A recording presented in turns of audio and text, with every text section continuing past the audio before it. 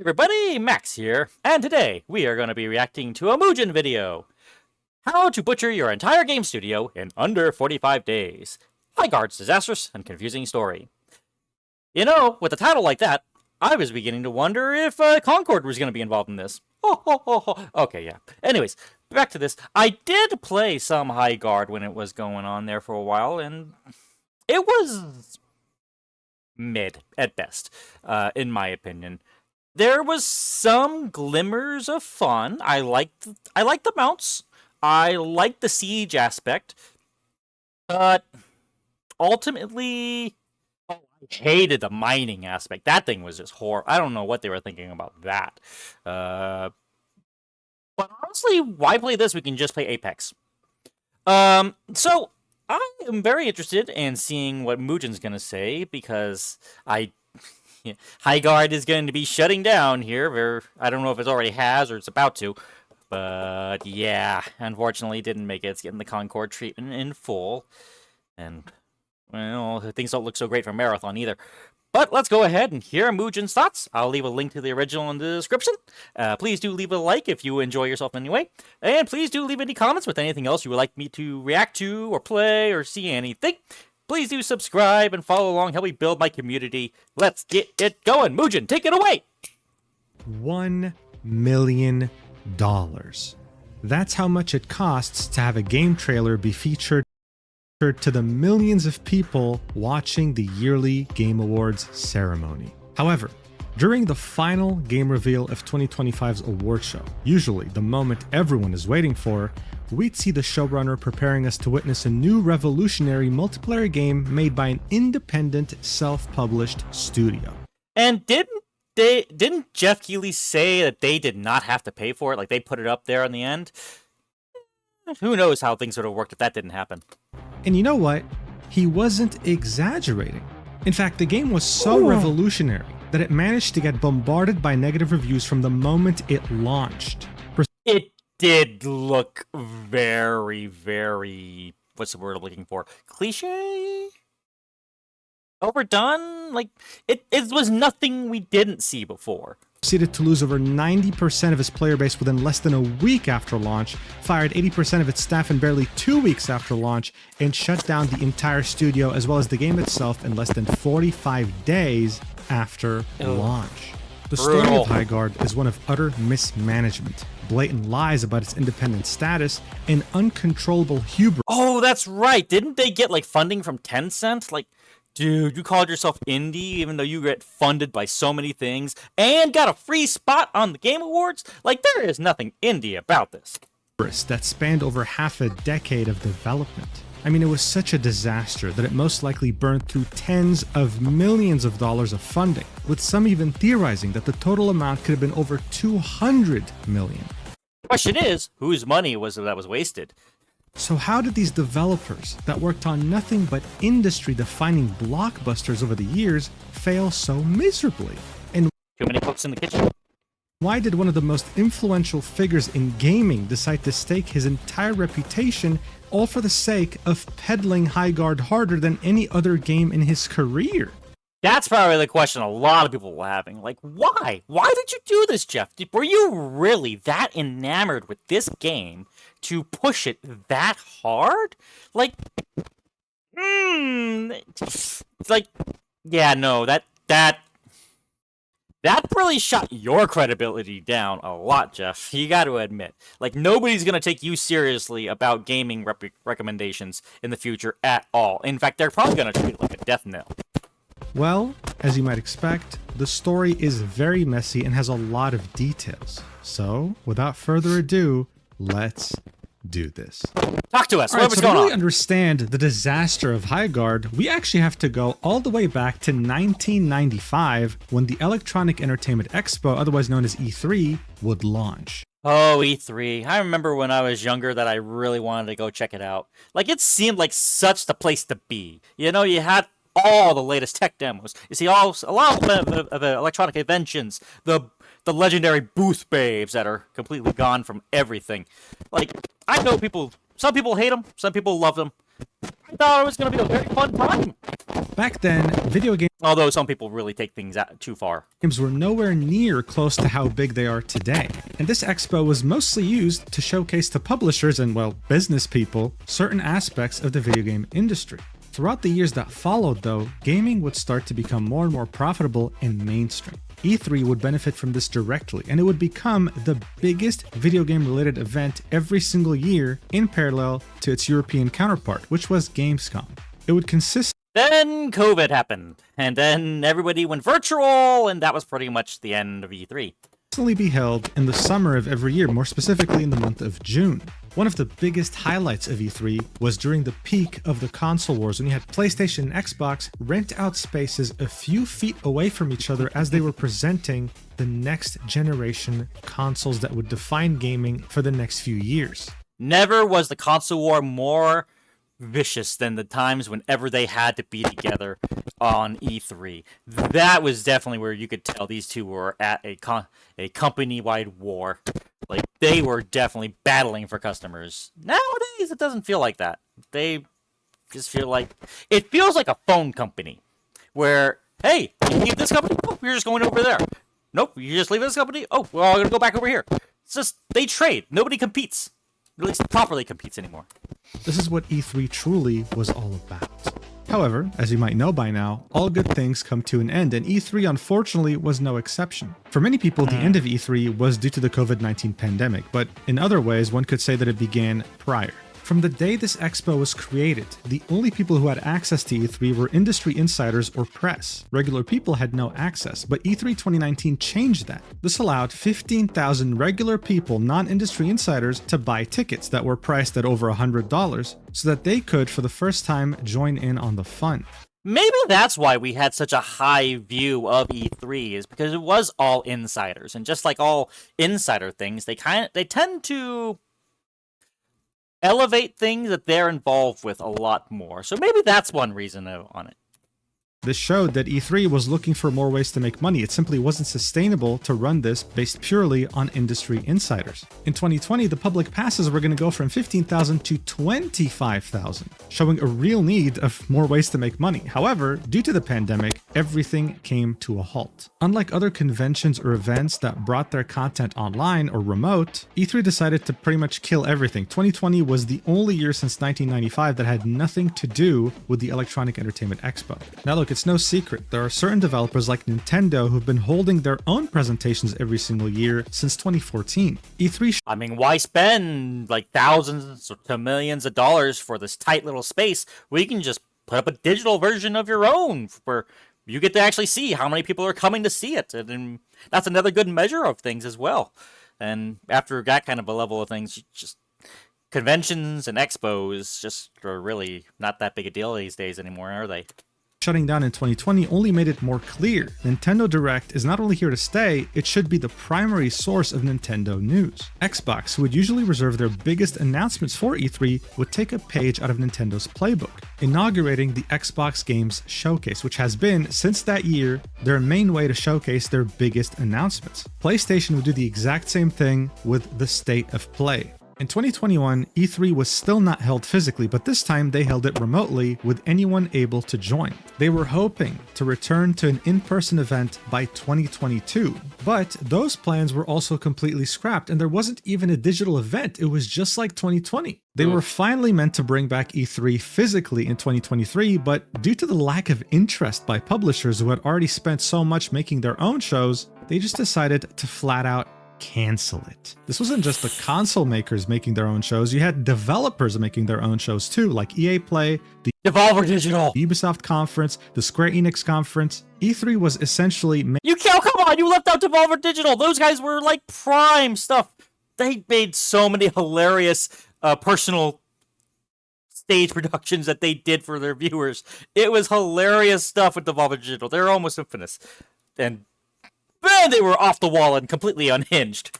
Made redundant, and the pandemic only accelerated that. I truly think that this was where the world was headed anyway. Problem is though, now you had multiple different conferences to look forward to for different publishers and games, and that in turn left a huge vacuum for any mid-sized or indie-sized studio. Where were they meant to talk about their games? Well, that's where Jeff Keighley comes in. Look, Jeff, when it comes to the video game industry, has been a veteran for a very long time. If you followed any gaming news or events, you must have definitely seen his face at least once, whether it be E3, Gamescom, or any high-profile gaming-related event. His story goes back decades, even though the guy for some reason never ages. He was truly able to put his name on the map when he was the only journalist who was present with Valve as they were launching Half-Life 2. Taking you behind the scenes in a studio, Valve, which is known to be quite secretive to the public. He was also involved in his fair share of controversies like the whole Dorito-gate saga, when he presented the Halo partnership with Mountain Dew and Doritos, which led to this famous picture. Fundamentally though, to Jeff, his goal has always been to give gaming what it deserves, and that's to put it on par with other creative avenues, like movies. Both his parents See, that's the thing. You really don't want to aim to do that, in my opinion. Best thing is to do is make it its own big thing and then find its own niche and everything. It doesn't need to be as big as all the other stuff. I mean, most of them are these special projects that most people just want to do, and those are usually the ones that either do the best or you just don't hear about them. But I don't like that philosophy, I'll be honest. It tends to... It makes things corporatized, and when you corporatize things, it just quality goes down because they just want to make money. Parents were executives at IMAX. This meant that he constantly attended things like the Oscars. From an early age, he wondered why video games didn't have an equivalent to the Oscars, even though they were a medium that deserved it. In 2014, that's fair though, and like celebrating development and releases and great were sales figures and things like that. I mean, that would be great, although I would much rather it be more on merits from the actual players, not so much within the industry. I think because I've been seeing a lot of things like the Emmys and the Globals, people have stopped caring about those. It's really become more of a industry celebrating themselves, and that's basically it, and nobody who's outside the industries have been caring these days.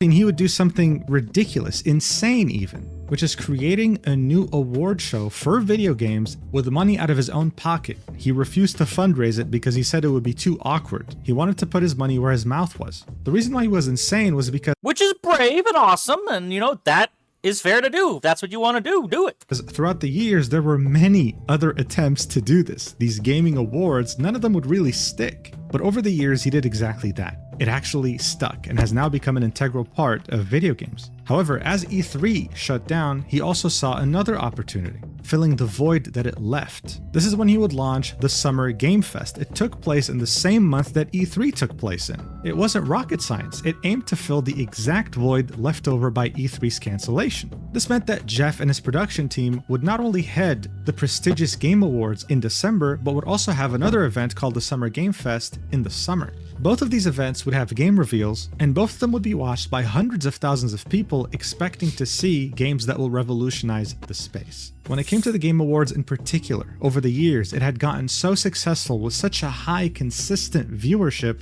that by 2025, it was reported that if you want to showcase a 3-minute trailer during the awards, it would cost you over $1 million.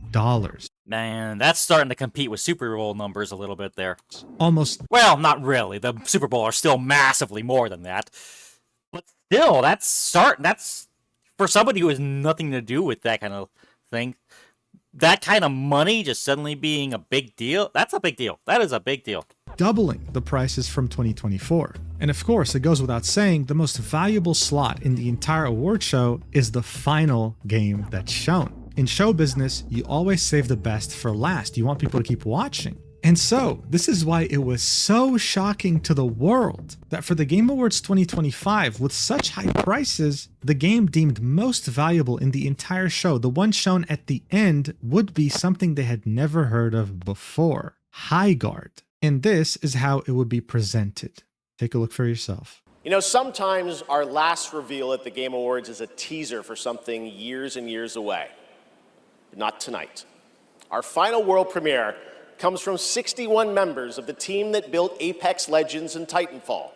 4 years ago, the principals founded a new independent studio with the hopes of pushing the shooter genre forward with a new original game.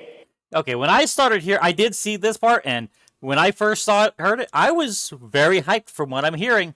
I heard Apex, I heard They were trying to make their own thing, and I heard that Titanfall, which I really need to play one day, but I've heard so much about it, and if they were gonna make another Titanfall game, people would have eaten that up.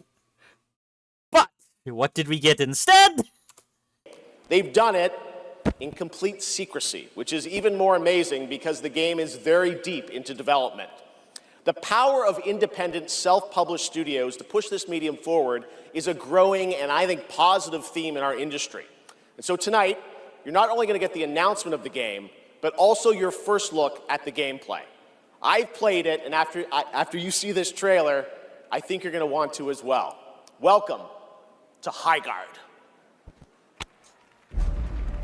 Yeah, 1,200 likes on the video, 17,000 dislikes. Now, I'm not going to show you the Say goodbye to Highguard. gameplay just yet. You need even more context to understand just how ridiculous everything he said truly was. Prior to this Game Awards show, Jeff would tweet coordinates, okay, on Twitter, just randomly, that would lead you to this weird... Oh, yeah, I heard about these weird things. I think this was and then everybody was claiming, oh no, this is totally us. Oh no, this was actually totally us. And it was just a big memey joke for a while there because nobody figured out what this was.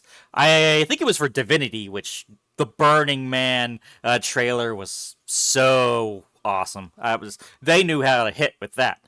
But yeah. Statue in the middle of the Mojave Desert. It was an enigma. For weeks, people had no idea what it was. This was the main mystery of the Game Awards, and that game ended up being none other than Divinity, made by Larian Studios, the same people who made Baldur's Gate 3. To many, this was the biggest game of the Game Awards. This was meant to be the final game to be shown, right? The biggest. Imagine if they had ended with Divinity's trailer. That would have been spicy.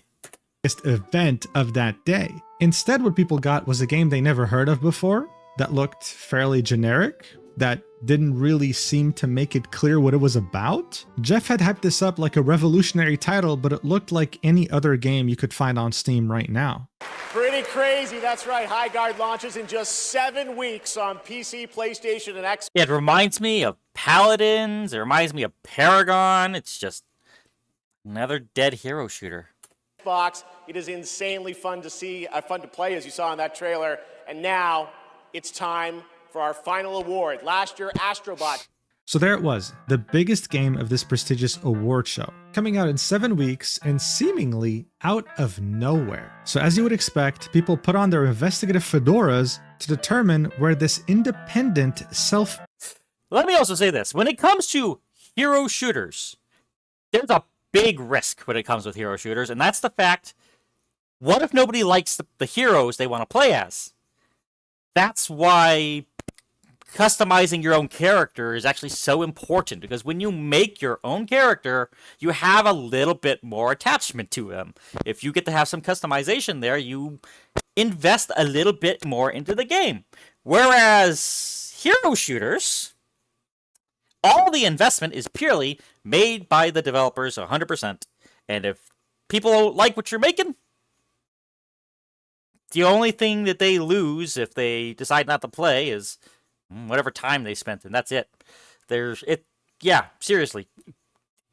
I think I remember that one game was a hero shooter, also had like a generic make your own class kind of character as well. I can't remember if it was one of the Battlefields or Delta Force or one of those games, but it did help, from my understanding. But yeah, customizable characters don't overlook them.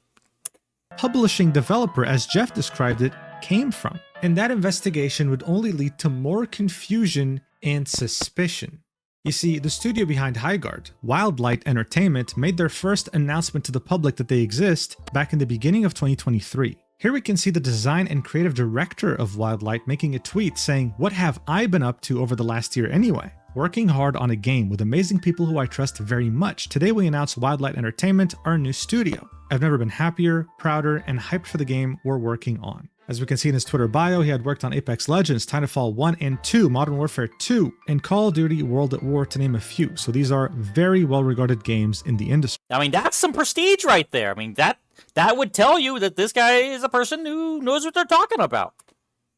This is when the studio would also create its Twitter account saying, "Hello world. We're very excited today to announce our new game studio, Wildlight Entertainment. We've got big dreams of creating an epic shooter IP." And here we can see a Zoom call. The guy in the middle there is just in the shadows with the curtains, like welcome to my evil lair. Of 22 different staff members that were working at that studio as early as 2023. It wouldn't even take a day for game publications to start reporting on this. Former Apex Legends Titanfall developers create new studio, Wildlight Entertainment. The studio head would be Chad, someone who was at Respawn Entertainment for around 11 years. He was also the ex-game director for Apex Legends, a game that had, well, made a lot of money. So no wonder many publications were talking about it. You have a bunch of ex-Infinity Ward and ex-Respawn Entertainment developers that made their studios a lot of money, now forming their own. And so far, other than this very limited array of information we have from 2023, the only other thing we knew was from Jeff Keighley himself, calling it a self-published independent studio. Even though their own company LinkedIn page as early as 2023 would say Wildlight Entertainment is a new, fully funded entertainment studio, never really specifying where they got their money from. In fact, what is that supposed to mean exactly when you say fully funded entertainment studio? That doesn't scream indie to me. In fact, what I find interesting is that the website linked on their LinkedIn is wildlightentertainment.com. And when you go there, it says, "We're under construction. Please check back for an update soon." It's not even wildlight.gg, which actually works. But this little piece of mismanagement aside, Wildlight was about to face a world of hurt that they could have never predicted after their reveal at the Game Awards. I think I know another reason why this has got so hurt is that this is post No Man's Sky days as well as post Concord days.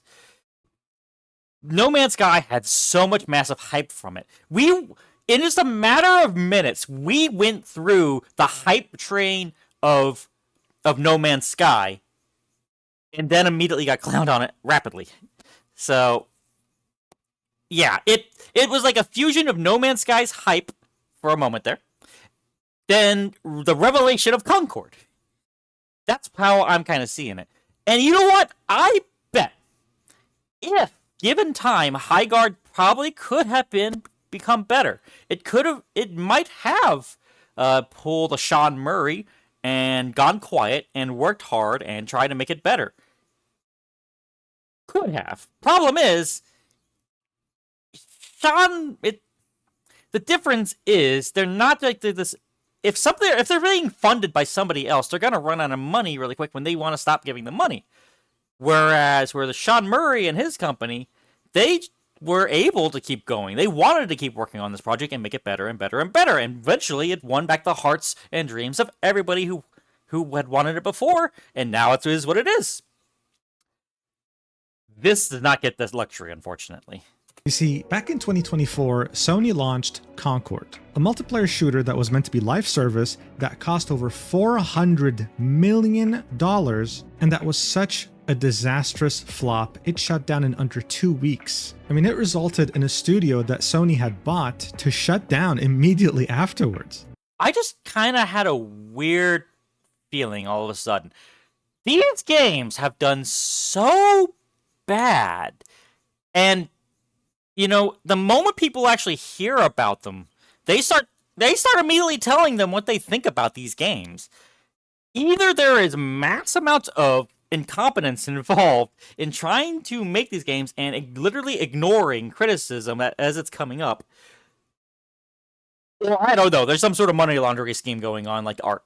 But because there's just massive amounts of money we're talking about to see nothing made back. Like, how does that work? Like, nope. You don't think to look a little bit in...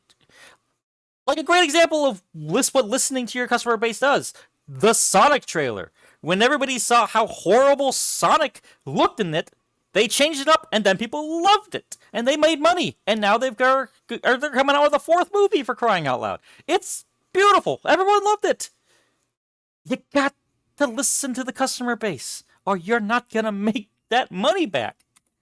This made many people ask the question, who asked for this game to begin with? Ever since then, whenever someone comes out with a newly announced live service multiplayer game, they're placed under 1,000 times more scrutiny due to this. And while I'm sure the Highguard developers, after working in secrecy for so long, were so excited about the Game Awards reveal, what they could have probably never expected is that people were making direct comparisons of their game to Concord, the worst thing you can ever hope to happen in this day and age. Based on this uninspired generic gameplay they showed during the Game Awards, even with Jeff's insane hype towards it, it seemed like it was going to be nothing more than a Concord 2.0, any developer's worst nightmare. But you know what didn't help at all? Highguard's social media page would tweet almost immediately after the trailer would come out during the Game Awards, saying, "What a night! We'd like to extend a big thank you to Jeff Keighley and the Game Awards. We have so much in store for you when the game launches on January 26th, and can't wait to welcome everyone into the world of Highguard. We'll see you next year, Wardens." One thing I think is funny, though, maybe this was actually a good thing, because I don't think Highguard was going to get that big a player count on its own, unless it got to be for years. It's something that would have had to earn its place. And if it wasn't going to be around for that long, then it probably made back all the money it could possibly make in the moments all this hype brought back. Like, I'm sure some people bought the skins and the cosmetics, and congratulations for that if you did. On Highguard's part, I'm congratulating them for whatever money they could make. But without years of modifications and improvements, this game is definitely not going to make its money back. And I'll bet if it didn't get that last place spot and endorsement for Jeff Keighley, probably nobody would have played it, and it probably would have made absolutely zero money and would have been even less. I'd wager that is what would have happened. And it just would have faded out in obscurity. Just another one of those early access kind of games that just kind of goes away with the times. Okay, this is a post you would expect them to make after the big reveal, sure. You know what else you would expect, though? Them continuing to tweet up until release day. Except they didn't. They literally disappeared. To the point where many gaming publications, including Forbes, would start making articles about how they went MIA right after the Game Awards. No new videos on their YouTube page, no new tweets on their Twitter account, nothing. Radio silence, and the game was meant to come out 3 weeks from then. This article. They knew what they were in for. As soon as they heard that they were getting compared to Concord, they knew what they were in for. And honestly, them taking the radio silence route probably was the best route for him on that case, because then it at least did a little bit more suspense on what the game might have been a little bit more about. So curiosity brought more numbers in, maybe, but it didn't keep them. The article was written on January 6th. The game was going to come out in 20 days. 6 days later, Paul Tassi from Forbes would write another article on January 12th titled "The Highguard Mystery. 2 weeks to launch in complete silence." Now look, to be fair, this could have been a genius marketing move. Everyone was talking about this game, saying how they probably closed down or declared bankruptcy right before launch. However, in my opinion, you'd be naive to think that there's no such thing as bad publicity all the time. No, there are exceptions. This isn't the Wolf of Wall Street. When your game is being called by so many people Concord 2, it becomes a self-fulfilling prophecy unless you're there to stop it. Highguard wasn't there to stop it. In fact, a new theory is popping up now, the fact that they weren't even going to release anymore. And just as you thought that things could... I think another cardinal sin for is that Concord was horrible, and everybody knew it, and it's so bad it does not even reach the levels of The Room or Trolls. But this game it got boring. That's this cardinal sin that it had. It got boring fast. And that's not what you want to see. And that's why it died out. There were hopes. There's some spots that look good. And that also made it not as bad as Concord. Which also meant it wasn't as big a draw as Concord either. There are so many things that could be said about this game and thoughts and oh my god, this game, I could definitely say it was better than Concord. That's all I can really say about it. couldn't get worse, so shortly before the game was meant to launch, things got even weirder. The senior writer of Gaming and Tech Adventure Beat, Imran Khan, would come out with the news. Highguard did not pay a single penny to be featured in the most valuable spot in the Game Awards spotlight. That's right, the same Game Awards that charges $1 million for 3 minutes gave its most valuable spot during the entire show for free. On January 17th, 2026. And there's another question. Why? Why did you do that? Because I'm pretty sure some people in the industry probably also got a little jealous or upset about the game too. It's like, hey, they got special treatment. Why? And yeah, so I imagine that probably didn't make people feel too good about it either. 9 days before the game was meant to come out, Forbes would also confirm this, citing 2 separate sources that reached out, confirming, yes, they didn't pay a single penny. Jeff just really liked the game and offered it to them. Wow. So there we were, 9 days away from release, and this bombshell dropped. Is this Concord 2.0? Did they go bankrupt before the game even releases? And why the hell did Jeff give his most popular spot in the show to this very generic looking game? The gaming community was truly baffled at something that had never really occurred before. And just as the discourse was running rampant on every piece of social media you can imagine, something completely unexpected ended up happening. And that's Highguard finally breaking their silence barely 3 days before release. On January 22nd, 2026, Jeff Keighley would tweet, "Just 4 days until the launch of Highguard on Monday on Steam and consoles." Bear in mind, up until this point, Highguard had said nothing since the Game Awards reveal.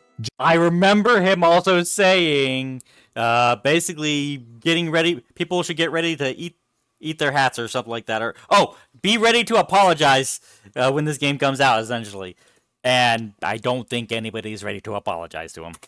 Jeff was single-handedly carrying this game's entire marketing, and many of the comments are pretty much saying this. Paul Tassi, the same guy who wrote those Forbes articles, would literally say, "Have you heard anything? Like, is the developer still here? Did they not go?" Also, Mujin's PFP, oh my god, that Chad Shin, that's some game. Bankrupt. And it would only be on January 23rd, 2026 that Highguard would finally make some sort of social media announcement, 3 days before their release, saying, "Tune in on Monday, January 26th at 10 a.m. PT for the Highguard launch showcase. Here, we'll share an in-depth look at Highguard direct from the studio, featuring a full gameplay deep dive, year 1 plans, and much more." As you can imagine, many of the comments were roasting. Oh, I also remember taking a look at their YouTube channel that they made for this. They had like individual videos for the guns, for their warden characters. They really thought they had something here, and they tried to go into a lot of details of things, thinking like, hey, we're gonna be the next cool esport. Yeah, we'll see about that.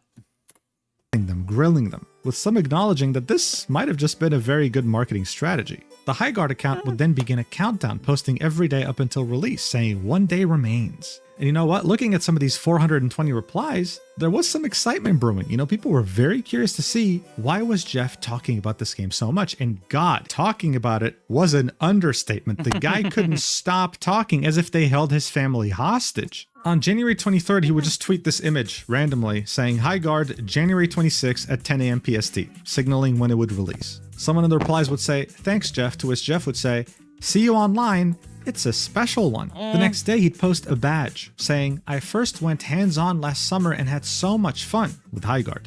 Now it's your turn on Monday. Curious what everyone thinks." On that same day, he would post a GIF. There it is. In 48. That's the one. That being said, though, anybody who's seen Jurassic Park knows what happens in it, and maybe this was not the best one to pick.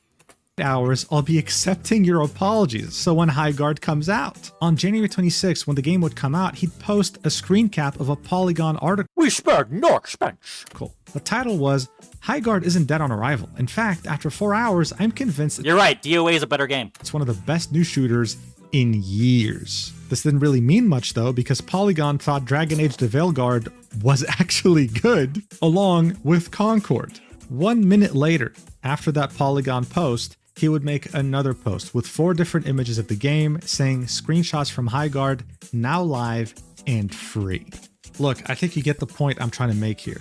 This guy was tweeting and talking about this game more than their official account. And when I say this guy, I mean one of, if not the most influential voice in video gaming. For some reason, he decided to stake his entire reputation on this game being a success, being fun, being good. So much so that he gave it his most valuable spot in his show. At this point, there was 3 possibilities. He had a financial stake in this game, his family was being held hostage by Highguard devs, or he just genuinely wanted to help. Regardless of those possibilities though, he just staked his entire reputation on this game, and that meant something. I mean, give credit where credit is due. A lot of people wanted to play it. They wanted to see what he saw in it. Problem is, there wasn't anything really there.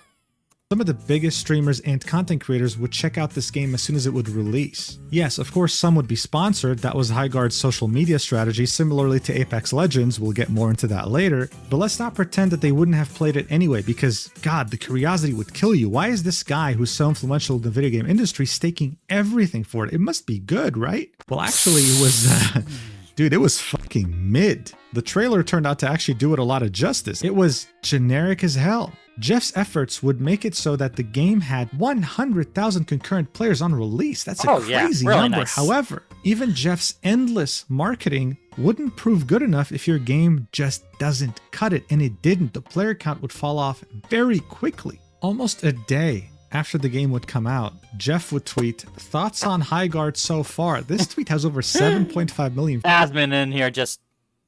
Bro. Really? 5,900 replies. It was safe to say that he didn't really get the response he was looking for.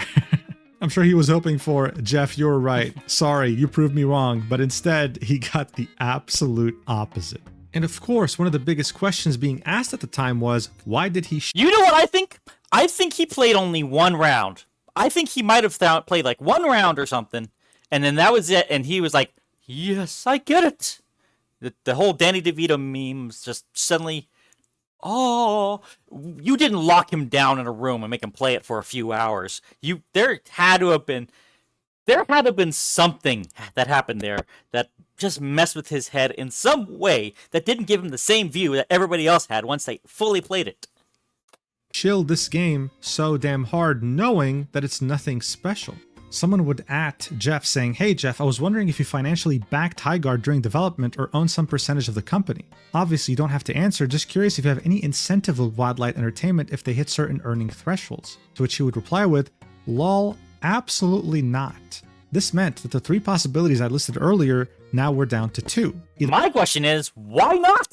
Surely they should have been paying him with how much advertisements you were giving him. Like, there's people who would have killed to have the amount of advertisement and loyalty you had for this product line, Jeff. Their Highguard developers held his family hostage, or he genuinely was just trying to help. Well, as I mentioned, even his help wouldn't be enough if the game wasn't up to par. On Steam, the game would open up with overwhelmingly negative reviews, with only 17% of them being positive. The main complaints were poor performance, uninspired art direction, and just tedious gameplay. Look, if I had to explain to you the purpose of a game, like let's say Call of Duty or Another thing, I know that a lot of people said that the reviews that were coming in saying that it was really bad were people who only played it for like an hour, or 2. And that people who played it for longer were leaving good ones. And to that I say, of course they were. They were the ones who the game spoke to and enjoyed. The people who were playing it and didn't enjoy themselves bounced off of it after a few games at best and didn't want to play anymore. It's like, if people don't like it, they're not gonna keep wanting to play it. It's like the like Josh Strife likes to say, if your beginning spots of a game don't make people want to play it, what incentive do they really have to keep playing it? The new player experiences, I believe they called it. You've got to have if you want to get new players into an MMO, you have to have a way that brings them in and integrates them well in with the experience group. But this game, they couldn't get the people's attention on it. I'm sorry. Like, I know it might be a little unfair to leave those kind of reviews with so little time, but at the same time, it says something really big that you couldn't keep their attention long enough to want to play more. Apex Legends. It would take me 10 seconds. Like, for example, in Apex Legends, you have multiple operators, each with different abilities. You land on a big map, and your goal is to loot gear to survive, hunting down other players and being the last team to live. Done. Yeah, well, just to explain the gameplay loop of Highguard, GameSpot made a YouTube short. This was them trying to explain it as fast and simply as possible. You want to know how long the short is? 1 minute, 48 seconds. They needed almost 2 minutes to explain to you the gameplay loop of Highguard. That already says a lot to the complexity and tediousness of this game. Look, overall, it doesn't take a genius to understand from their trailer. You had multiple wardens, characters you could play with different abilities. You and your team would also vote on... One thing I think they could have done without was the bloat of the mining and the shop. I think that did not help. It slowed things down quite a bit. I like the idea of rushing out, collecting your weapons and equipment, and try to scavenge what you can. But it went on too long. The maps are too big. Like, honestly, if it was slightly bigger than a Counter-Strike map, like, put 2 Counter-Strike maps together. Maybe if they had done that, but then, of course, you couldn't have the awesome mounts, and could you? But still, maybe if they had done that instead. Because I kind of like this idea of 2 different fortresses competing against each other. That was not a horrible idea of everybody having their own unique choosable fortress. That was kind of a cool idea.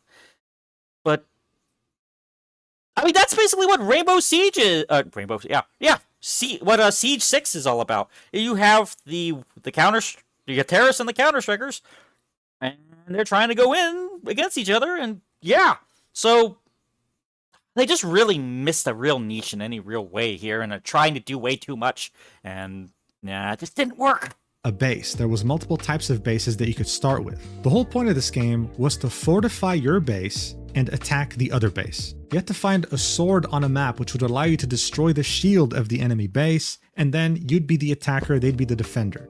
And in order to win, you'd have to destroy multiple things in that base of theirs. Their generators, their power, etc., etc. That's it really in an utter nutshell. Now look, in theory, this might sound fun, but there were some things that just didn't really make much sense that really added to the tediousness. This map was absolutely massive, and yet it was only 3v3. That to many people didn't make much sense. These aspects of tediousness as well. Yeah, I think this the middle part of the game was really dragging on way too much. And I think maybe that is one of the parts that made it seem really boring. And that's that middle part. Like, I like the idea of having something that does denote which side becomes the attacker and which side becomes a defender. That is pretty cool, but then again, you just take turns and do multiple rounds, and there you go. You have a game of Counter-Strike or Rainbow Six Siege. So yeah, it's basically doing what games have already done in a worse way. Plus uninspired gun gameplay, coupled with the fact that everything looked generic. A McDonald's type of art direction, as you might say. Like as if you bought a bunch of different assets from a marketplace, gave the And Scarlet was the only interesting character. The impression to many people that this was some sort of a Frankenstein game. Like, they just took a bunch of different things they developed over a couple of years and just shipped it together just to get something out for people to play. And even though the game was free, the game was bleeding players like it had been struck in an artery. As of now, even game journalists found this game to be lacking, uninspiring, giving it a 63 out of 100 Metacritic score, but the real pain came from the players, 2.6 out of 10. From almost 300 user ratings. Steam currently has over 30,000 reviews, and it's sitting on mixed, with only 46% of them having something positive to say. The day after release, Jeff would acknowledge that things weren't going that well for him. He'd jokingly say, "That is definitely an opinion that's gonna get you in that situation, all right." Opening X this morning, while linking an image of Flynn Rider from Tangled surrounded by many different swords. This tweet would again gain a lot of exposure, 5 million views, 47,000 likes, 2,000 replies. And again, as you might imagine, a lot of them were not positive. Sorry, woman. Okay, moving on. Many people in the industry would take notice of this, and some would choose to speak out against it. You'd have the vice president and co-founder of Epic Games say, "It's downright horrible," referring to all the hate this new game was getting. Especially a free game from a new studio. Just so sad. This is a hobby for people they should approach with joy, not hatred. Of course, many of these 200 replies would not have positive things to say. One of the tweets on this topic that will get the most attention would be from Sven Vinke, the studio head of Larian, the creators behind Baldur's Gate 3, saying, "I don't like people shitting on things others have created. Putting something out into the world makes you vulnerable, and that alone deserves respect, even if you dislike the creation. It's easy to destroy things, it's a lot harder to build them. The best critics understand this. Even when they're being critical, they do their best not to be hurtful." Again, as you might expect, the top replies, the most liked ones at least, were not in agreement with him. In just one day, Highguard would lose half its player count. You know, a lot of people have been thinking it's a new thing to not like a game that comes out and they don't like it. That honestly, now, it might be a whole new level of criticism these days, but pretty much ever since video games came out, there have been critics of games. And like there have been look at E.T. for crying out loud. You think that game just got any sort of protections for people wanting to be supportive towards it? No, it was right off the rip. Everybody hated that game to the point where it supposedly almost ruined the whole gaming market. Oh my god! Like I can understand why other devs would like you to not be so mean. But honestly, these days, we have been getting served so much broken, oh, we'll fix it later, trash, that we stopped caring about niceties and politeness and telling you what we really think. And that's the point where you're really losing. Like, the gaming industry will never be in a horrible rut. The values of things will go up and down. You know, yeah, it'll never fully drop on do another another ET style full collapse. But people are no longer afraid to tell you what they think. And right now, they are sick and tired of games being broken on release. Oh my god. There are so many games that come out that are not fully out. That's what early access and things are supposed to be for. And even then, there's full-on warning saying, hey, this game's not complete. It's not the final version. And yet they'll sit there for years and years and years and years in that early access. People are tired of incomplete games.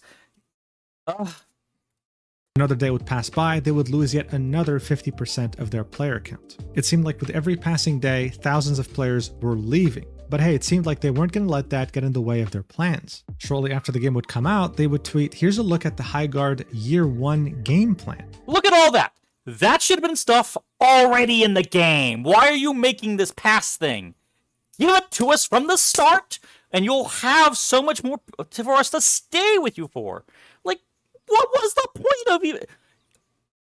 Game plans, to me, are a list of features that could have been put in the game before, but we wanted to release it early to get your money. I hate that. I hate it. Unless it's something that comes out super feature complete, and then the rest are nice additions. They only had like six or eight characters in there to begin with. Like, it's, that's another reason why I didn't like 2XKO. There's like so few characters, there's so little to it. It was a complete game for once, y'all. Guys, Jesus. Episode 2 arrives in 2 weeks. Each episode is 2 months long. Content shown is free for all players. And they would have plans up until December 2026. Every 2 months, you'd have a new warden, a new character to play. Every 4 months, you'd have a new map. Ranked mode was coming soon. You'd have new weapons, new raid tools, new limited time game modes. I mean, it seemed like they had things figured out. It seemed like they were here for the long. Also, all these new mounts. Yeah, that's new, aka new cosmetic. The mounts were nothing special. They were all technically the same. There was nothing unique about the mounts. They didn't have speed changes. None of them had like a special charge, or there is no reason to buy any other kind of mounts other than the fact, oh, this looks cool. Oh, I want to ride the bear. Like, the mounts are just mounts. They were all the same. They were just pure cosmetic. There was no point to them. So every time I see new mount on here, which is twice, it means like, oh, new things to spend money on. New bases, that could have been cool. And the new raid tool, I don't know, it's like, why didn't you have these things out before? Why didn't you wait for some more things to be done? Why didn't you make it more interesting before releasing it? Because now, all this game plan, everything after this episode 2 thing is wasted. It's gone. It means nothing. If you had kept your mouth shut, waited, and put all this into here, maybe you would have actually made customers stay to here. I'm just so frustrated with this kind of stuff, man. Run regardless if players were leaving or not. It also seemed like they were very open for feedback and weren't afraid to try new things. On January 30th, the #1 marketer of this game, Jeff Keighley, would tweet out, Highguard has added a 5v5 raid. You could have just made these characters all a bunch of crazy polygons on blocky horses and then just tell them to do the same exact thing. And you know what? You probably would have had just as much money came out of it, and you would have saved yourself a bunch of time. Mode to the game, playable today. Now, did that help with player retention? Yes, a few thousands would play, realize that the game just wasn't for them, like definitively, and then it would proceed to lose many more players, reaching below 10,000 on the 3rd of February, and only dwindling more since then. By February 12th, the game would be down to 3,100 players on Steam, and with every passing day they kept losing hundreds more. Even with their 1-year planning strategy and their willingness to accept feedback, it seemed like the Conquer 2 prophecy was coming true no matter how hard they tried to fight it. This would be directly confirmed to us because in barely just 2 weeks after the launch of the game, the majority, not just a small chunk, the majority of the employees working at Wildlight Entertainment would get laid off.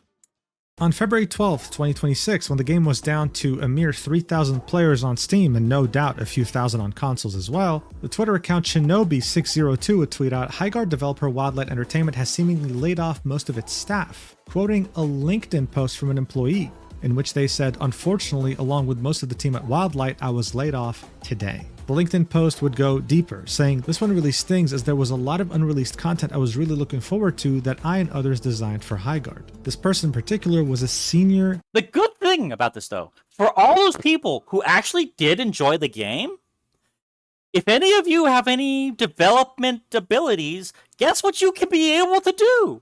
You can make a version of this game in a lot less graphical fidelity and just make a mount, just make characters. You can make them very dumb but unique models, and you can literally make this game. You know, like if this, it's not that this game is super complex. It's just a bunch of them all at once jammed together. So I could see how glitchy it could probably end up being, but honestly, if somebody just makes this with super blocky characters, you'd have just as much success. Level designer with 7 years of experience in the AAA game space. It has now been 3 weeks, and as far as I could tell from his profile, he's still looking for a job. Around the same time, another employee would make a Twitter article titled, Reflecting on Shipping My First Game, Highguard. This post would prove to be a disaster. The developer in question would get brigaded and bombarded with some very harsh words, turning a very bad situation even uglier. And it would mainly be due to a couple of paragraphs that I'll read out to you and, well, you can make up your own mind. He'd say that the game had unbiased internal pre-reveal feedback, and it was quite positive. When it was negative, it was constructive and often actionable, indicating that there was, as far as they were concerned, nothing wrong with the game. He'd then continue, but then the trailer came out, and it was all downhill from there. Content creators love to point out the bias in folks who give positive reviews after being flown out for an event, but ignore the fact that when their negative-leaning content gets 10 times the engagement of the positive, they've got just as much incentive to lean into a disingenuous direction, whether consciously or not. The hate started immediately. In addition to dogpiling on the trailer, I personally came under fire due to my naivete on Twitter, which almost all of my now former coworkers had learned to avoid during their previous game launches, he explained. After setting my Twitter account to private to protect my sanity, many content creators made videos and posts about me and my cowardice, amassing millions of views and inadvertently sending hundreds of angry gamers into my replies. They laughed at me for being proud of the game, told me to get out the McDonald's applications, and mocked me for listing having autism in my bio, which they seemed to think was evidence the game would be woke trash. All of this was very emotionally taxing. He would then acknowledge that there's much constructive criticism about the There is a lot of things that people love to point out in people's bios and then start making correlations of things. And it's not a good tactic, but it's just been, unfortunately, proven a lot lately. So my biggest, if you are a developer, I highly recommend limiting your bios to just being about your professional stuff as much as possible, and do your best highlights, because people on the internet will take anything to take shots at you, and anything that gives them ammo. If you're trying to sell something, don't give them ammo. You have to do everything you can not to give people ammo, or else your profitability is gonna get shot. So that's all I can really say about that kind of stuff, man. It's like, if you want people to look at all your stuff and enjoy it and not find any kind of things to criticize, you can't give them anything to criticize them with. It sucks, I know, because people want to be expressive and they want to be them. But you do leave yourself wide open to people like this. That's the downside of it. So you gotta take the good with the bad, and if you can be able to ignore people like those, more power to you. But when you're trying to sell something, and especially when you yourself are the product of saying, I can do this, then try to do yourself a favor and focus as much as possible on what highlights you can be able to bring. That's the only thing advice I could really be able to say. Trailer, marketing, and launch, but also isn't sure if things would have been better had the game not been announced at the Game Awards. He would then say, "We were turned into a joke from minute one, largely due to the false assumptions about $1 million ad placement, which even prominent journalists soon began to state as fact. Within minutes, it was decided. This game was dead on arrival, and creators had free rage bait content for a month. Every one of our videos on social media got downvoted to hell. Comment section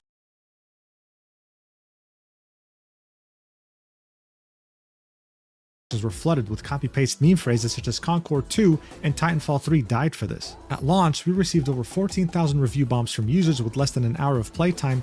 Many didn't even finish the required tutorial." He'd finished this by saying, To be fair, it wasn't that great a tutorial. "If this pattern continues, all that will be left are corporations, at least in the multiplayer space. Innovation is on life support. Even if Highguard had a rocky launch, our independent, self-published, dev-led studio full of passionate people just trying to make a fun game with zero AI and zero corporate oversight deserved better than this. We deserve the bare minimum of not having our downfall be gleefully manifested." Barely a couple of days after this article would come out on Twitter, this developer would end up deleting his account. For many of his loudest haters, this article he wrote was nothing more than him playing the victim, blaming gamers, blaming content creators, blaming pretty much anyone except maybe himself and the game developers that made this game that seemingly no one asked for.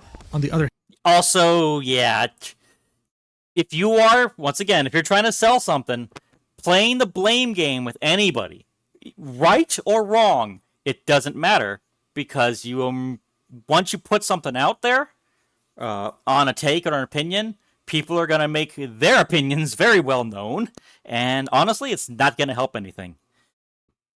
Blame games do not help anybody but finger pointing and wasting time, and in some cases money and opinion and reputation. So don't do blame games. Blame games only hurt, they never help.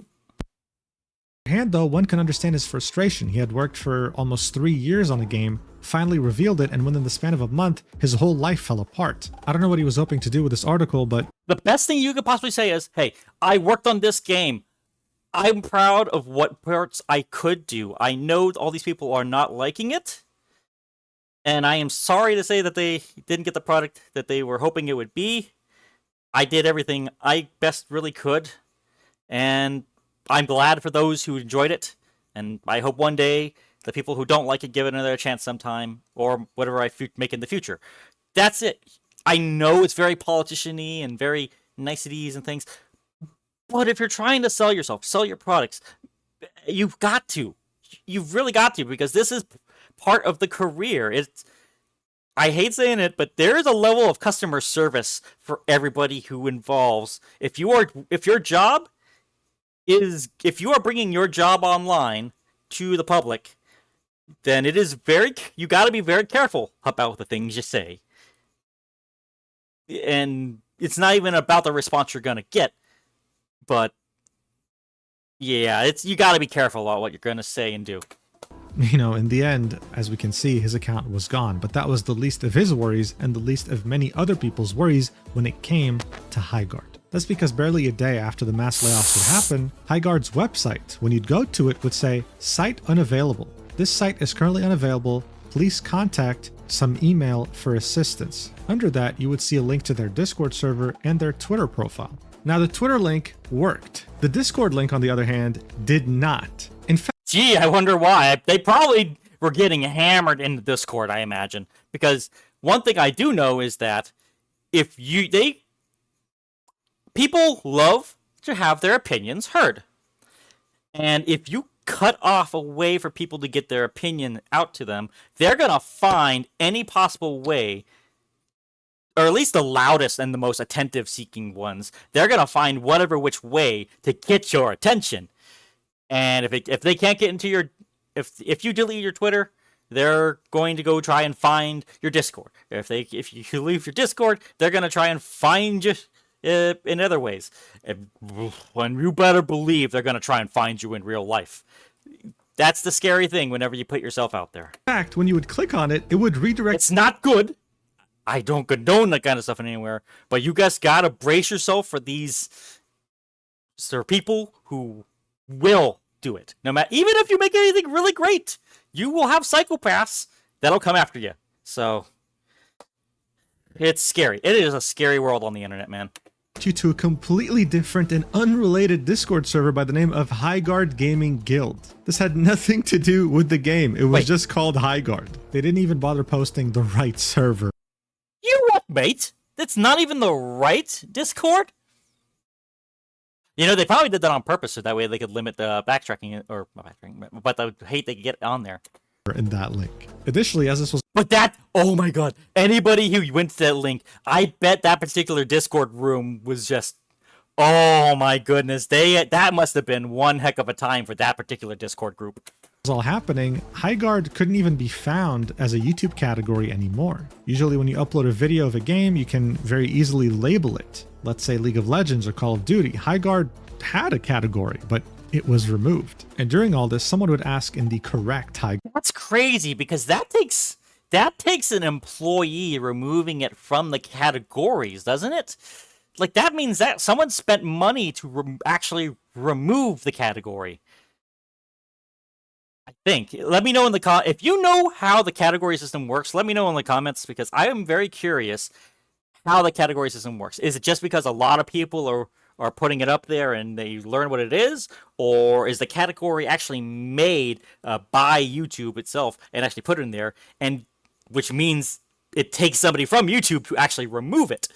Or if it's an algorithm thing, then because, oh my god, to think that they actually spent money, because, oh dear god, that's insane. Because you would think it would just be as easy just to leave it up there. Oh my goodness. Just, oh my goodness. Oh, I went to mute.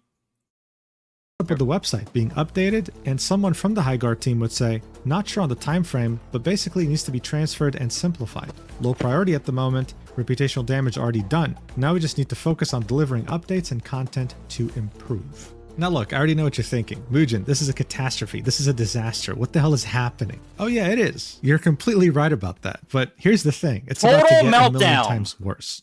Remember how Jeff had introduced Highguard's developer? Here are his exact words. This is how he described them. The power of independent, self-published studios to push the... Independent, self-published studios. Now we're getting into the 10-cent thing. Earlier than this, during this clip, he would also call them independent, indie. Hell, even the employee who had written that article before deleting his account would refer to them the same exact way. Independent, self-published studio. We were under the impression this studio was independent, self-funded. This is what everyone was saying. However, on I wouldn't be surprised if some employees inside the studio thought they were indie and didn't realize they were getting paid by another company outside of that.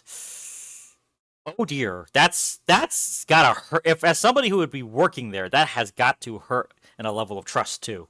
February 17th, 2026, the same day their website would go down, the games journalist Stefan Totillo would drop a bombshell saying, sources, Tencent secretly funded struggling shooter Highguard.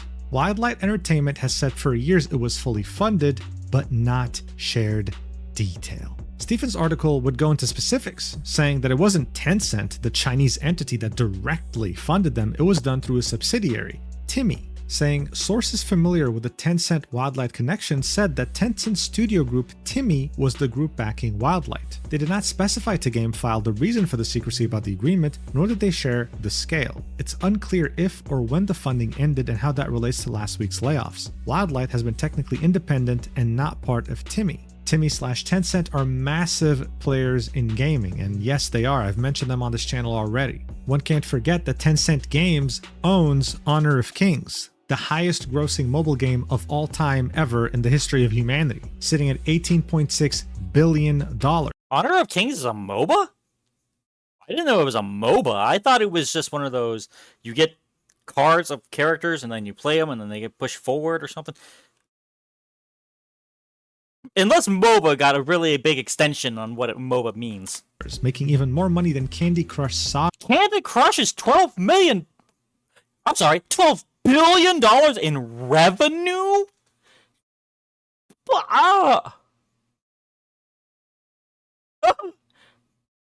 You know, you can see why people start going for microtransactions when you see this kind of stuff. Oh dear Lord. Now, microtransactions are nasty, but it makes people rich. Let's also not forget that they own 40% of Epic Games as well as 100% of Riot Games, the creators of League of Legends. This of course dealt an even bigger blow to Highguard's already dwindling reputation that was down in the gutter. People felt like they were lying about their whole independent self-published status. And while we don't have a specific number as to how much Tencent could have funded the studio with, some people have been floating around the idea that it was over $200 million. And saying that the studio was technically founded in 2021, announced in 2023, and had its first game launched in 2026, those many years of development could very easily span tens of millions of dollars. But look, Highguard was already in the shitter, okay? They had laid off most of their staff. I mean, come on, this was going to be dead. This was truly going to be Concord 2. The person suffering from this Tencent connection was Jeff Keighley. Now, there was a conspiracy. Maybe Jeff wasn't doing this because his family was held hostage or out of the goodness of his heart. There was again a third possibility in the mix. He was doing this for real financial incentive because Tencent and Jeff Keighley maintain a long-standing strategic partnership focused on expanding the global reach of the Game Awards and other gaming events. To be said, he never said, whenever he talked about it, he said that Wildlight was never paying him anything. He never said anything about another third-party company. Since 2016, this collaboration has facilitated the show's distribution in China. And one can see that the senior vice president of Tencent, Xiaoyi Ma, is sitting on the advisory board of the Game Awards. So by February 19th, Jeff... Right next to Yi's Game On, right next... I don't think I would want Ubisoft right now to be such a big name on my board.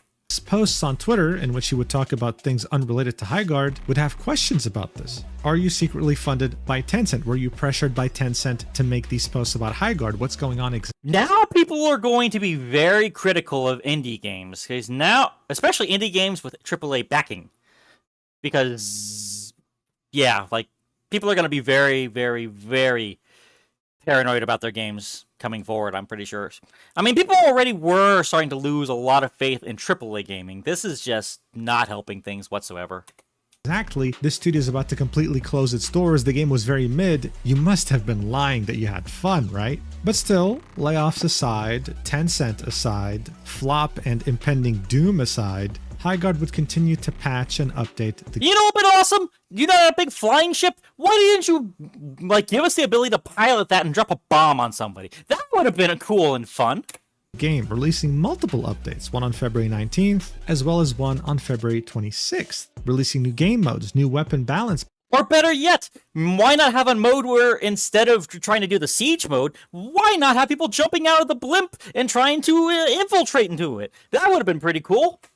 Patches. And while that was admirable, by February 26th, the game was down to 611 players on Steam. In exactly 1 month since release, the game had gone from 100,000 players to 611 players. The majority had left and no one was coming back. At this point, the writing was on the wall. It was clear as day. This studio, this game, they weren't going to last. And so on March 3rd, 2026, the official Highguard account would post an article saying, Highguard's final update arriving soon. Thank you for playing with us. In which they would say, more specifically, today we're sharing difficult news. We have made the decision to permanently shut down Highguard on March 12th. Since launch, more than 2 million players stepped into Highguard's world. You shared feedback, created content, and many believed in what we were building. For that, we are deeply grateful. They would then go on to say, the team is excited to release one final game update to enjoy in the remaining life of the game.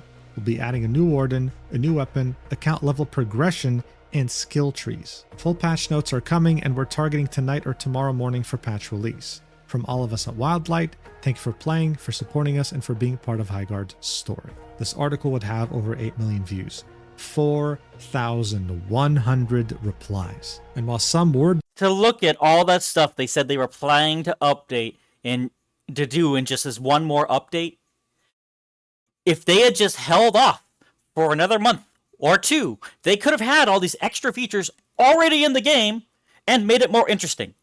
But no, they released it basically unfinished. Like, with considering how many things they were planning to add towards it as that quickly, that's an unfinished game. That game was unfinished. Disappointed or shocked that this had happened, many were expecting it, maybe even gloating about it. From the get-go, this game was nothing more than a self-fulfilling prophecy of being Concord 2, and they had just shut down in under 2 months. But how did this even happen? How do you get the backing of Jeff Keighley? How do you get the most prestigious slot in the Game Awards show with over 1 million viewers? How do you get financial backing from one of, if not the biggest gaming company in the world? How do you get very talented developers that worked on nothing but blockbuster games and still managed to fail so miserably? I mean, that is actually a very good question. It definitely couldn't be a case of just money, right? Because they had all the money they needed.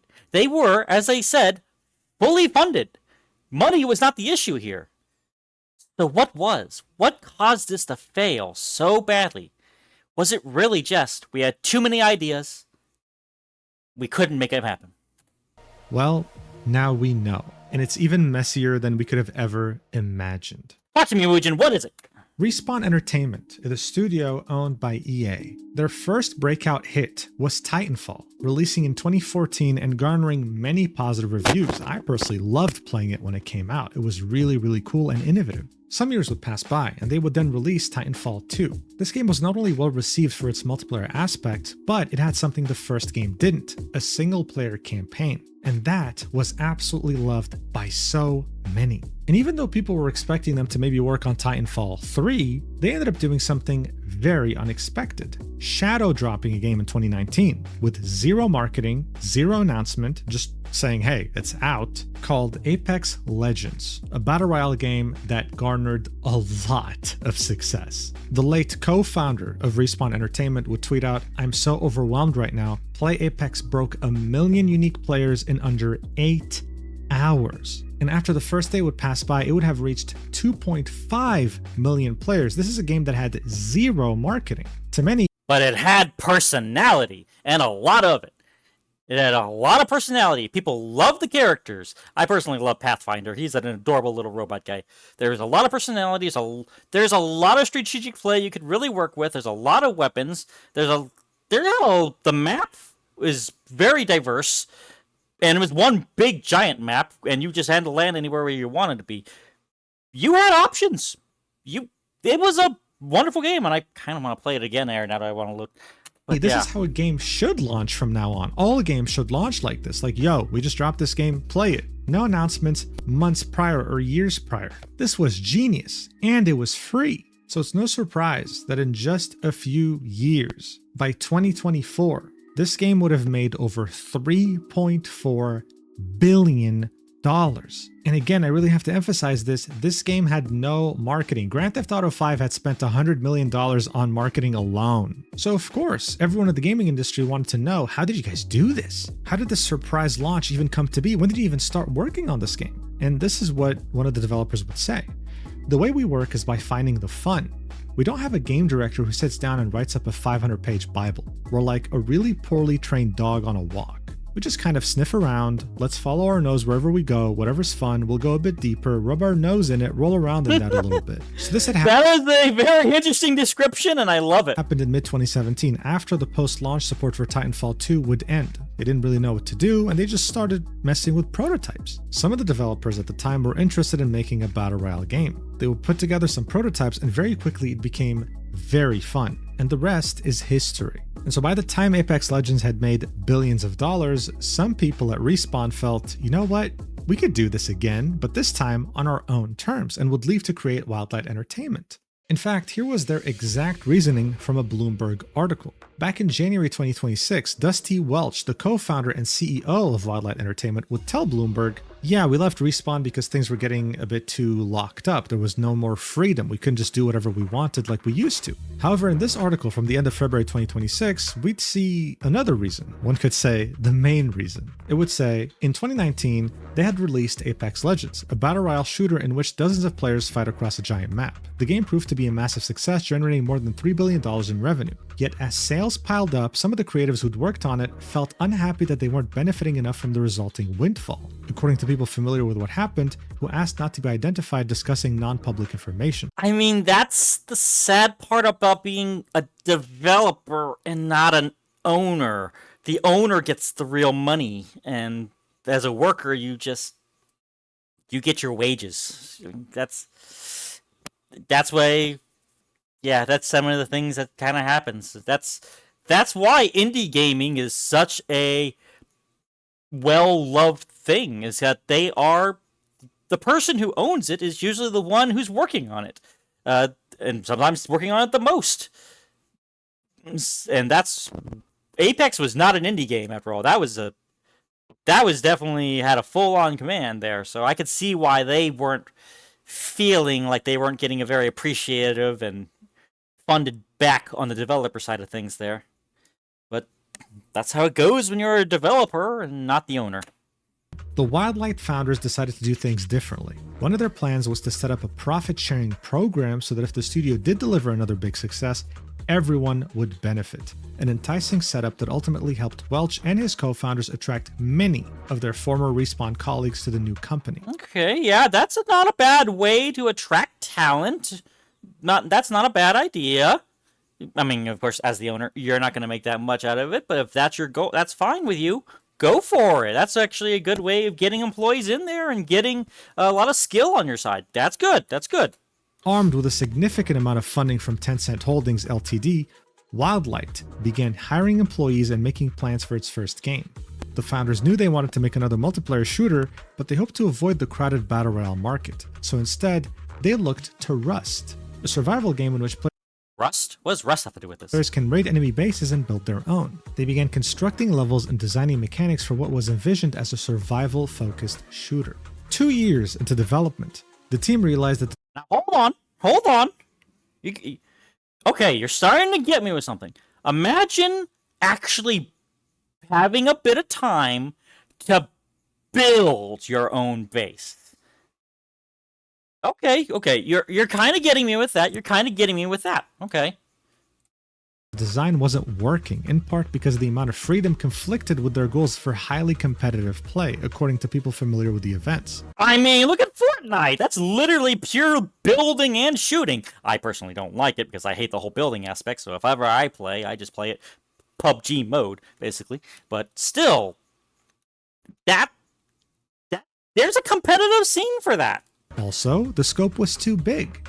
Still, some parts were salvageable. The base raiding aspect of the survival game in particular seemed worth keeping. In January 2024, the team pivoted to what would become Highguard, a raid shooter that streamlined many of the survival aspects into a faster, more competitive game. And that part, I don't think people hated. The raid, there was some confusion on how it really worked, and I think that with some practice and things, that the raiding and base fighting part would have been fine. But that middle part really drained the energy and excitement of wanting to actually do those raids. So this is kind of starting to make more sense, right? The idea of why the game felt like you were playing this Frankenstein creation of multiple aspects mashed up together. Look, the dog sniffing phase that Respawn Entertainment used is very important. Let's not forget that Call of Duty Zombies was made by just a few people messing around in the office. But you also need a proper scope. You can't just do whatever. Let's also not forget that Fortnite used to actually be a zombie fighting game where you're making bases and trying to kill zombies. Then they added the Battle Royale mode, and people play the Battle Royale mode more than they played what their original game was going to be. That's why it's called Fortnite. You build your fort, and then at night the zombies came. You want, however you want, with unlimited money. They had also failed to understand what made Rust special. Base raiding was intense because of what was at stake. You couldn't rush it down to under an hour. The same feelings wouldn't be there. It would just be tedious. They had essentially made a game with no demographic. If you wanted base building, you'd play Rust. If you wanted Battle Royale, you'd play Apex Legends. One really interesting thing the Bloomberg article would also mention was when asked what they thought went wrong, several former Wildlight developers used the word hubris, a belief by the company's leadership that they could emulate what had worked in the past with Apex Legends. No matter how much the gaming landscape had changed since then, after all, they'd made one of the last decade's biggest hits. This hubris stemmed from the fact that they were so confident this game was good, they were going to shadow drop it again, just like Apex Legends, knowing that the game could hold up for itself. However, I think maybe having an open beta for it would have helped a lot more. Maybe something, or maybe having more of an alpha team to try and test it and out. But no, this shadow drop idea and then releasing it and then and basically treating this full version as your growing beta test. No, they should have baited it before. after Jeff Keighley had played during their playtest, he approached the development team. He approached the co-founder, who was his friend, and told them, hey, I love the game. I want to highlight it during the Game Awards. I guess that is a really difficult thing to turn down, but maybe they really should have. That's scary. Since you guys are an independent studio, the co-founder would say he came into the studio and played the game, I think, twice, and he said, guys, can I propose to you? I want to do something that's unique. I want to put it in this spot and kind of do something different and bring this to the world. Welch would say, and that wasn't our plan, but like, are we going to turn down the exposure? Who would turn that down? And then you have Chad Grenier chime in too, the ex-creative director of Apex Legends and the head of the studio of Wildlight, saying, so we rushed a trailer together. I wish the reception had been better, but in hindsight, we made a trailer to entertain really quickly and didn't show the gameplay loop and was different and unique. They would then take the exact same approach as Apex Legends. No real marketing until... So, what problem with that description? You made a trailer to entertain, except it didn't really entertain. release, and then a massive social media campaign with influencers, streamers, content creators, you name it. Problem is though, during the silence and during the time in which people were calling this game Concord 2.0, the morale of the team was hit pretty badly. They couldn't say anything, and they were watching people pretty much tear into something they've worked on for 3 years. Barely a month after the game had come out, the layoffs would begin.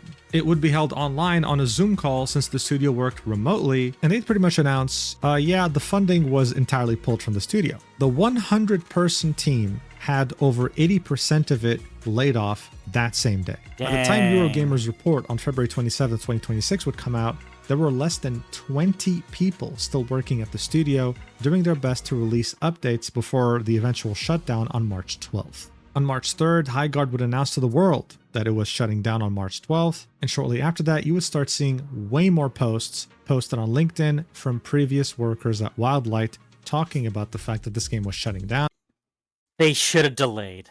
As soon as they started hearing all the discourse about what was happening, they should have delayed. They should have said, hey, we hear you, and we don't like what we're hearing, and we want to do better. We are trying to make a really great game, and we will take what you're saying to heart and try and make it better. So we are taking the executive decision to delay it and make it better. That's what they should have done. I know they probably had funders who are going to disagree and saying they shouldn't do it, and we're going to pull the funding if they don't. But they that's the only real way that this would have turned out better, is if they delayed it. After everything they heard, they really should have delayed it. They really should have focused on what they were hearing and the whys. Not just what they was being said, but the whys. And they should have really taken the criticism as best they can and try and work with it. But I guess if they were forced out the door at the same time, they didn't.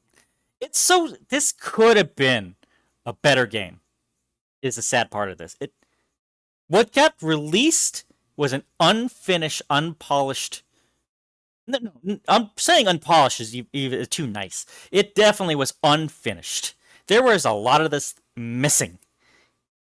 And it could have done well with a beta. They should have done a beta or something to have more people come in and talk to the people who are making it, saying, hey, this could be done. This could be done. This should go, and this could be done. But, nah. So, in the end, the rug got fully pulled out from Wildlight. The funding got shut down, and that is the story. And how, well, they were looking for a job, saying things like, we swung for the fences in a saturated market and made something genuinely new that we loved to play. Even the studio head, Chad Grenier, would make a post starting it off with, Highguard didn't need to become the next Apex-sized hit to succeed. We weren't chasing that scale. What we needed was a smaller but stable and sustainable player base, and ultimately we weren't able to find it. That's interesting because I would argue a smaller but stable and sustainable player base would be around maybe 2,000 players, a few thousands, let's say. But let's remember that by the time they had reached 2,000 or so players on Steam. Problem is, you were getting funded. You were not a company that would have survived with that kind of stability is the problem.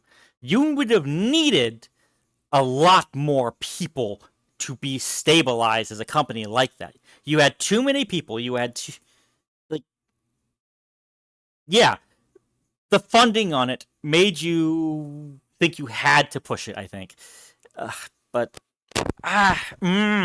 There are just so many things that went wrong with this. Team, they conducted the mass layoffs. That's without counting the players on consoles. So this really begs the question, what was the studio even hoping to achieve? Did they really think they'd have over 10,000 players within a week if it wasn't for the Game Awards? This whole thing reeks of mismanagement and hubris. It's incredible. He would then go on to say how proud he is of the journey of his team and that he had learned a lot throughout all of it. At the same time, though, you'd also find him on Twitter saying something that was very interesting. You see, someone would quote tweet the closure announcement of Highguard, saying, people don't praise failure, but it's the foundation of every success. Nothing. I mean, for example, look at me. I'm just a dude in his home making some random videos to reactions and things. I don't expect to make thousands and thousands of views or getting hundreds of subscribers. I have a lovely, and I am very happy with the spot that I am in, and I thank every single one of you who subscribed. All 43 of you at this time. So thank you very much for subscribing to me here, or anyone who has. I love y'all. Thank you very much, because y'all are more numbers than I ever expected. So thank you very much for that. Continuing. But love for wildlife. To which someone would reply with, "It's just baffling to me they released the game in such a skeleton state and decided now's the time to add account levels and introduce some sort of skill tree system. It's crazy to see the parallels between this game failing and seeing Marathon." Yeah, skill tree? What the heck? How? I don't even know how they could put a skill tree system in this one here. Like, where would it go? How would you put a skill tree on something that's all these characters already made? Like, would it be slowly unlocking things as your profile level levels up or something? That doesn't seem like it was. Come back after so many tests. This is when the studio head, Chad Grenier, would say, "When you're out of time and money, you have to release a game with the runway you have available and hope players will stick with you post-launch." Now that definitely didn't give off the same tone that his LinkedIn post did. Hell, I'm even baffled why he would want to even admit. Then yeah, I guess that is the case then. They didn't have any more time to fix everything they can, and the money was being cut. Yeah. This, you had close to 4 years of development, and this was the best you could do. The more we learn about this game, the more we understand this was mismanagement. They were fully funded and got way too confident about that. But development and management issues aside, some people would spark up discussions about the art direction of this game and the missed potential. Many of the employees who worked on this game artistically would start posting. That would have been a pretty darn cool character. Why didn't you release with that one? Posting much of the work on websites like ArtStation, showcasing it in their portfolio. One thing that people would find is this very interesting character concept, being absolutely baffled as to why this wasn't included in the game's release, instead including some way more boring designs. Like, this character's a badass! I love this character! At the same time, the artist Kasaragul would make a very interesting, long post about the art direction of this game and why it was baffling, how none of it really made sense, it didn't mesh well together. Some people also argued that because much of the game's art was outsourced to different studios and people outside of the studio itself, the outsourcing team as well as the art director failed to keep cohesion, which resulted in not just the gameplay itself feeling like some sort of Frankenstein creation. Yeah, and I actually watched another creator called Kinkymation do a review of all the Warden's designs, and she liked only two of them. I believe it was Scarlet as well as Mara, I think her name is. It was like the witch-looking person. She liked those two designs. They thought they were the ones that kind of worked the best. And the main thing that she was really complaining about is there's no real cohesion. Like, a lot of things they didn't even... It didn't seem like there was a cohesive theme that they were really going for. Like, they were supposed to be going for this pseudo fantasy plus sci-fi angle that just really wasn't meshing well with these characters that was trying to be made, and it was really hard to tell what they were aiming at. So yeah, it did feel off with the characters. Like, you would have had better luck saying that all these people were coming in from multiple dimensions or something. Maybe that would have been interesting enough and explained some of the discrepancies of theme that might have come with some of these characters' design parts. But I don't know. It feels rushed. But also its entire art direction. The entire thing was mismanaged to hell from day one. It was a tragedy. Ugh. And with that, I actually want to mention a quote from Gabe Newell. This is drawn from the article by Jeff Keighley detailing the development of Half-Life 2. The team at Valve wanted Gabe Newell to greenlight Half-Life 2's development. It was actually very hard to do that because their proof of concept just wasn't good enough for him for a while. Of course, there was the argument, well, why can't Gabe just finance it? I mean, come on, what's stopping him? He has the money for it. And this is when this paragraph comes along, saying, "True, but most game developers also aren't in Valve's position, where Newell has enough money to fund a game's development out of his pocket if he so pleases. So is it really fair to hold other developers to the same standards as Valve?" Ask Newell this question and he grows agitated. Any developer who bitches about, "Oh, our publisher cut off our money," or "the publisher made us ship the game early," doesn't get it, he says. That's the interesting problem you have to solve as a developer. If you don't, well, you'll be perpetually screwed. But how do you solve the problem? Newell cites the development of Counter-Strike, where a young college kid in Vancouver made a Half-Life add-on as a prime example. You bootstrap, Newell suggests. The Counter-Strike guys didn't have some sugar daddy show up and drop a huge wad of cash in their lap. You have to be creative. This was said back in 2002. I mean, that's why some of the best games are just made by a single person over a long time, because they were labors of love. If they truly believed in their project, they would do anything to make it realized. And that's why a lot of these games, and why especially the indie games, are so beloved, because you can tell a lot of work and love went into them. Like Stardew Valley, was only, I don't remember if it was just the one person who made it the entire way through and then developed them more as success came up, or a new game that was coming out called Grimshire. I think that's a one-person game, or maybe 3 people. But these small level teams spending long periods of time not making really anything from the development of the game beyond maybe what a Kickstarter might possibly give them. You got to make whatever sacrifices you can to make the game work. Whenever somebody from a higher up position says, "Hey, do this or we will cut your funding," because you need to, if you really believe in your project and what you're trying to make, if you dumb it down for the sake of another, you're going to regret it. And yeah, at the very least, make what you wanted to make. And then, even if it doesn't sell well, at least you know you made what you wanted to make. But you can do more. A lot of these groups, it just is not an easy thing to do, and that's why a lot of groups fail. And today, in 2026, it could not ring more true. Concord had a sugar daddy. Their name was Sony. $400 million. Look where that got them. The game sucked. Period.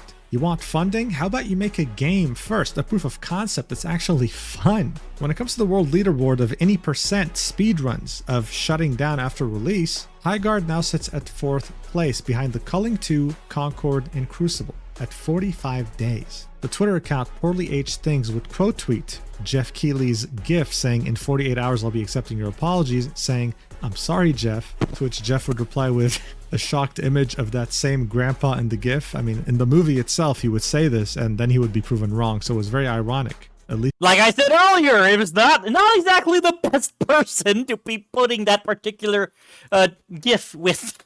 he was playing into the joke. But some people would be very weird about this and would photograph Jeff on Rodeo Drive in Los Angeles and say that this was him a day after Highguard announced the studio shutting down. I don't know why you got to take a picture of him IRL for this, but what do I expect from people at this point?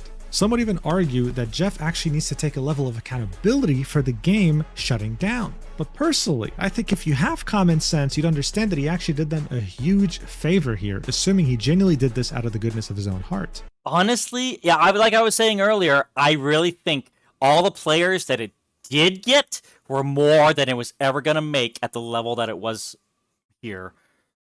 Assuming that money was really running out and their inspiration, if everything was really cutting down to the wire and they were really rushing this out, and if it was really about to release, I really think that it was going to die no matter what at this point, and it made the most amount of players it was ever going to make. The game would have definitely launched with maybe like 10k concurrence instead of 100,000 on PC. Additionally, 2 million people tried it, and the majority didn't leave because the internet made them, okay? Paul Tassi makes a great point here. That is a good point. Marketing can only get you to try a game. It can't get you to stay on the game if it's not fun, and Highguard simply was not fun. It was weird. And at this point, it seems like every year we're seeing yet another disaster story that is similar. Very important principle. We came for X, we stayed for Y. You come for the burgers, you stayed for the Coke or whatever. You need something that gets you through the door, and then you got to get people to stay there. That's what you got to do. To Concord, a game that no one asked for, that had a big budget, that had very talented people working on it, and somehow, some way, It was worked on for years without anyone thinking, wait a second, are we really about to do this? I don't know, man. All I know is that the gaming industry is in a very rough spot right now. It's almost impossible to find a job. AI isn't even to blame for this. Executives have no idea what players actually want, and if they do, they're always late on. At this point, the rise of the AI is coming with the downfall of everybody else's stuff at this point. I think that as people get back into making good stuff again, AI will go out eventually. Because it's just too high to maintenance. AI is way too high maintenance stuff. It really is. And it doesn't give out good quality work either. On it, and seeing that they never actually suffer the consequences directly, their employees do, they have no incentive to actually learn from their mistakes. If you want to make games, make them, but make something that people want to actually play. And don't ask for sugar daddy money. Make a playable game first, then pitch it, and then get your funding. Otherwise, you'll end up like Concord, like Highguard, and God knows whatever else is going to release soon that will face the same fate. Thank you so much for watching this video until the very end. I really hope you enjoyed it. I love you so much. Platonically, I missed you. Make sure to check out my Stacked page if you want to see exclusive content of me with videos, both short and long, yapping. And I'll see you in the next video, whenever that is, hopefully soon. Take care, and mwah. Okay, yeah, sure. And that's it. All right, I thank y'all very much for watching this with me. This is... Honestly, Highguard is another major lesson in the industry, I believe. And I really hope that the AAA gaming industry really learns from these major, expensive mistakes and huge investments that have just gone wayside. They need to make things work, or else they are not going to make the money back that they put in. But yeah, I thank you very much for joining me through this here. This has been a blast to watch. Thank you, Mujin, for making the video. Thank you all very much for watching with me here. Give his video a like and a watch of his own. If you enjoyed, leave me a like. Subscribe if you enjoyed and would like to follow me along with more. Leave a comment with anything else you want me to react to, or anything you would like to comment in the reaction, or suggestions for me at all. And don't forget to live life to the max. I am out. Bye-bye.